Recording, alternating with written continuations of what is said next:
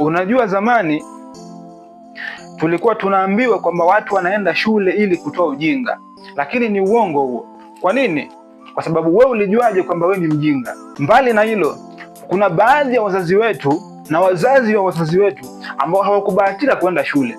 Ina maana wao walikuwa ni wajinga? Haiwezekani. Ni sawasawa na kumshukuru mama mkwe kwa kukuzalia mtoto. Hilo ni tusi lenye mzunguko. Ikiwa unahitaji kumshukuru mama mkwe, basi mshukuru kwa kukuzalia mke na wala sio mtoto. Nusu ya waliomo humu ndani ni wajinga. Tuheshimiane kidogo hapo. Nusu ya waliomo humu ndani sio wajinga. Hilo ni tusi lenye mzunguko hilo. Endapo atakuuliza mtu kwa nini ulienda shule, mwambie kwamba ulienda shule ili kuja kuyatatua matatizo yanayoikumba jamii yako na wala sio kutoa ujinga. Hilo ni tusi lenye mzunguko. Ni sawasawa na kumuona mtoto aliyezaliwa leo ambaye lazima awathibitishie kwamba yeye sio roboti. Sasa shida sio kuthibitisha, ila kwa nini awathibitishie kwamba yeye sio roboti wakati anaweza kuthibitisha kwamba yeye ni binadamu? Kwa nini awathibitishie kwamba yeye sio roboti wakati ana uwezo wa kuthibitisha kwamba yeye ni binadamu?